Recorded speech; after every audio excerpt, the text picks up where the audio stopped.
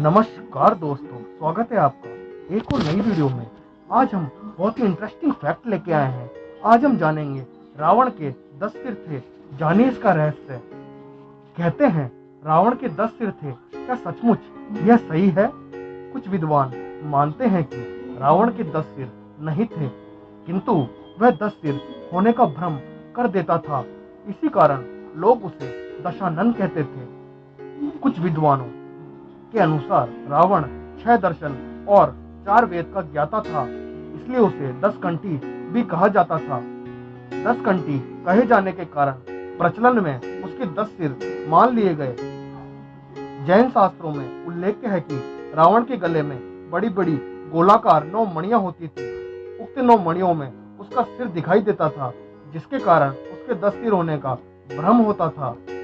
हालांकि ज्यादातर विद्वान और पुराणों के अनुसार तो यही सही है कि रावण एक मायावी व्यक्ति था, जो अपनी माया के द्वारा होने का भ्रम पैदा कर सकता था।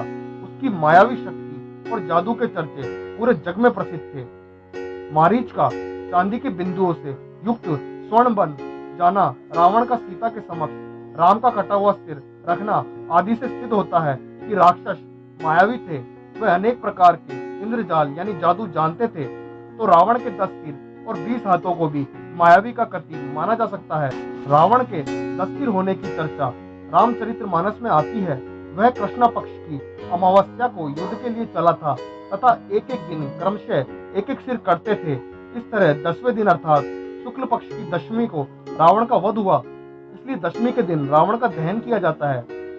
रामचरितमानस में वर्णन आता है कि जिस सिर को राम जी ने अपने बाण से काट देते थे, उन्हें उसके स्थान पर दूसरा सिर उभर आता था। विचार करने की बात है कि क्या एक अंग के कट जाने पर वह पुनः नया अंग उत्पन्न हो सकता है। वस्तुतः रावण के सिर कृत्रिम थे, असुरी माया से बने हुए थे। रामायण में वाल्मीकि जी ने रावण के लिए अनेक शब्दों का प्रयोग किया हुआ है। रावण, लंकेश, लंकेश्वर, दशानन, 10 ग्रीव, शंखधर, राक्षस सिंह, रक्षपति, राक्षसाधिपति, राक्षस, शालुदम, राक्षेंद्र, लंकेश, लंकेश्वर, कुछ गिनती के स्थानों पर ही वाल्मीकि ने रामायण के सिर, 10 सिर सूचक दशानन, 10 ग्रीव या 10 कंदर जैसे शब्दों का प्रयोग किया है। जहाँ यह प्रयोग किया है वहाँ पाते हैं कि रावण अपने प्रमुख 9 मंत्रियों से घिरा हुआ बैठा है।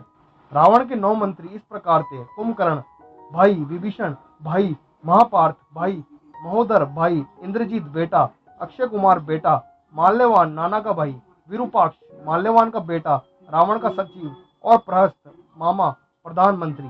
हालांकि रावण के बारे में एक अन्य प्रसंग अनुसार जब रावण की घायल बहन शूर्पणखा रावण की राज्यसभा में जाती है, तो वाल्मीकि जी लिखते हैं कि रावण मंत्रियों से घिरा बैठा था, उसके 20 भुजाएं और 10 मस्तक थे।